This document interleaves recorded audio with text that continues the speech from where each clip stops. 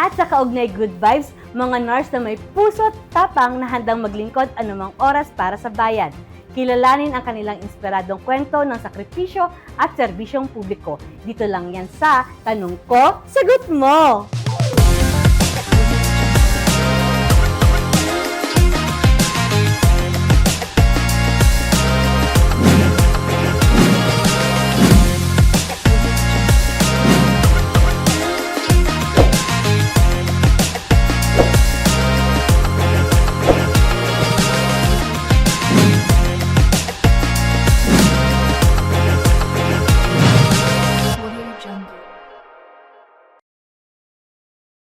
Sa bawat tibok ng puso yung muling lumalakas. Sa bawat pasyenteng muling nagpapangiti. Sa bawat buhay na nagbibigay ng pag-asa, naroon ang ating mga nurses, tahimik ngunit buong pusong nagsisilbi. Ngayong buwan ng Mayo, samahan niyo kami sa isang espesyal at makabuluhang pagdiriwang ng National Nurses Month bilang pagpupugay sa ating modernong bayani. Sila ang mga kamay na umaalay kapag tayo'y nanghihina. Mga tini nagbibigay lakas sa gitna ng takot. At sa mga pusong handang magsakripisyo para sa kapakanan ng iba. Pinatutunayan ng ating mga nurses at health workers na ang tunay na serbisyo ay may kasamang malasakit, tapang at pagmamahal sa bayan. Mula dito sa Health Center Barangay Militar Palayan City, Nueva Ecija, kilalanin natin ang ating mga nurses at mga health worker na hindi lamang tagapagligtas ng buhay, kundi tunay na ilaw ng pag-asa. Pamilyang kaugnay, ihanda na ang iyong mga puso para sa isang masaya, makabuluhan at nakaka-good vibes na episode. Dito pa rin yan sa Tanong Ko, Sagot Mo!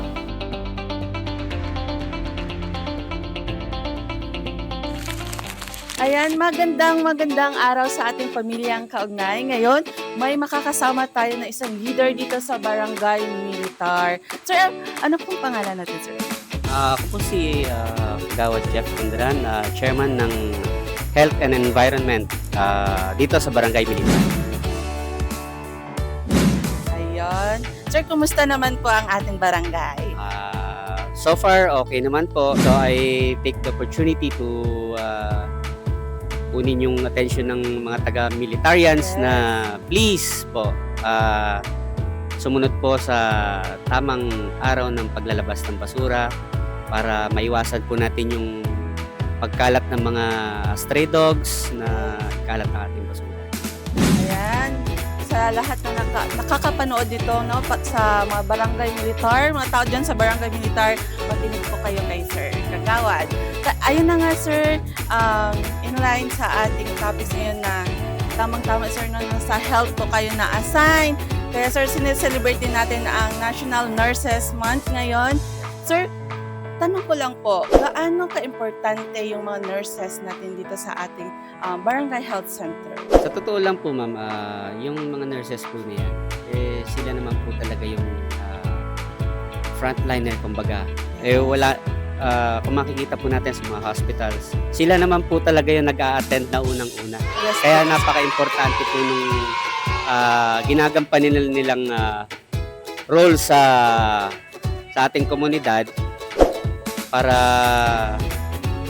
magkaroon ng maayos na health system sa barangay and help also the community na maging aware sa mga sakit.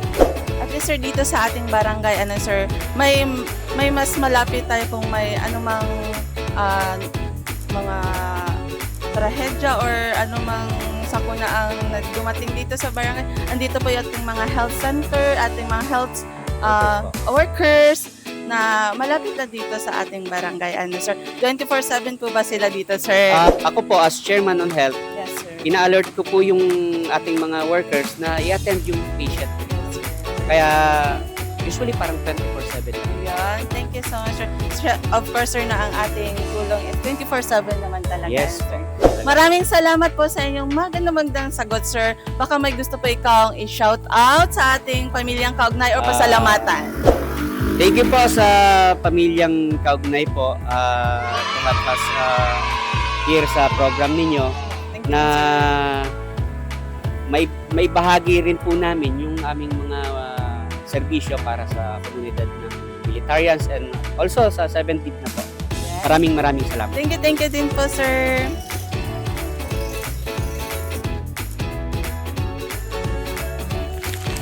Magandang araw po, ma'am.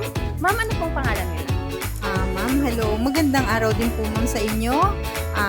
From ano po ako, dito sa City Health Office ng Palayan. Ako po si Ma'am Minerva Diaz Bondo. Registered midwife po.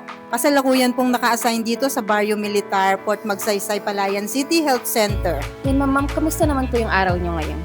Ma'am, syempre medyo nasurpresa ma'am ako. Nasurpresa ma'am kami kasi hindi ma'am namin inaasahan. Nakasama po pala kami o isa po pala kami sa mapalad na mabibigyan nyo ng pagkakataon para ma-interview sa panahong ito. Ma'am, ito po yung question namin. Ma'am, paano po nagtutulungan ang nurses at midwife para mabigyan ng maayos at ligtas na pangangalaga ang ating mga pasyente? Sa akin ma'am, napakagandang tanong po nung inyong nabanggit, kasi ma'am, ang pagiging midwife ay hindi lamang propesyon, kundi ito po ay bokasyon na may kalakip na pagmamahal at buong pusong pagsiservisyo sa komunidad, lalong-lalo na po sa kapakanan ng bawat pasyente na aming nakakasalamuha.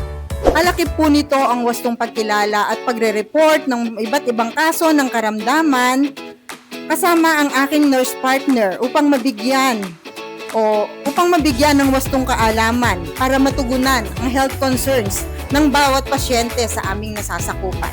Ayan, ma'am. Ang ganda ng sagot, ma'am. And bilang midwife, ma'am, may question na ako, ma'am. Ma'am, ano po yung pinaka-challenging na experience niyo, ma'am, sa pagpapaanak, ma'am? Ay, naku ma'am, eto po yun. Diyos ko, natanong mo ma'am, pero bilang isang midwife po, yung karanasan po, kung nakikita nyo, kung napanood nyo po yung viral na video nung nakaraang taon o ilang taon na po ang nakakaraan, yung pong batang nabuhay ko na pinanganak na wala na po halos buhay. So, nabitin po siya for almost 30 minutes siguro sa puwerta ng kanyang magulang o ng kanyang nanay. Pero nagkataon po na nagkaroon ako ng lakas ng loob. Na-challenge po ako kasi nakita ko yung bata na kaya ko naman po sigurong i-revive. Pero yun nga po, nangyari na sa pamamagitan po ng aking simpleng kakayanan at lakas ng loob, nabuhay ko po yung batang ito. So happen po, sa katunayan po, 9 na taon na po yung batang ito magbuhat nung siya ay ipanganak. Ayan, thank you Lord po and thank you po ma'am dahil kung wala dun si ma'am, paano na kaya ang baby, no? Ang galing-galing ni ma'am. So, mahalaga din po talaga yung pagiging pagtutulungan ng isang nurse at midwife po, ma'am, no? Ma'am, sa experience niyo, ma'am, yun, ano po yung maipayo niyo sa mga midwife, ma'am? Kung sakaling dumating sila sa point na gano'n na challenging yung pagiging experience nila sa pagpapaanak, ma'am. Ano po yung maipayo niyo sa kanila? Ayun ma'am, kasi ma'am sa ngayon, hindi na po tayo ganun ka sa area.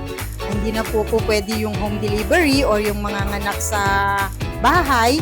So kung halimbawa po, makita nyo o mangyari sa inyo na yung pasyente, nandyan na talaga or talagang nakita na po natin na kailangan nating tulungan between life and death, lalo na po pagdating sa baby or dun sa newborn na nangangailangan ng ating tulong. Kung ito po ay manggagaling o lalo na po kung tayo ay nasa remote areas, huwag po tayong mag-atubili. Bigyan po natin, ibigay po natin yung abot ng ating kakayanan bilang kumadrona o bilang midwife sa nangangailangan po ng tulong. Yun nga lang po, kailangan gamitin natin ng tama. Ipakita natin yung tama kung paano natin gagawin yung proseso bilang sa pagliligtas po ng ating pasyente. Ma'am, baka po may gusto kayong i-shoutout o pasalamatan, ma'am? Ayun po, salamat ma'am sa pagkakataong ito muli. Yung walang hanggang pasasalamat po sa oras na to dahil nandyan po kayo upang iparating din po ang aming taus-pusong pasasalamat, lalong-lalo na po sa aming City Health Officer, kay Dr. Sheila Flores, ang aking boss, sa nakakasakop po dito sa Barangay Militar, kay Kapitan Ro Wilson Arizabal, at saka po sa aming health in charge kay Kagawad Jeff Gundran. Siyempre po, lalong-lalo na sa aking mga kasamang BHW. Masisipag po at magagaling.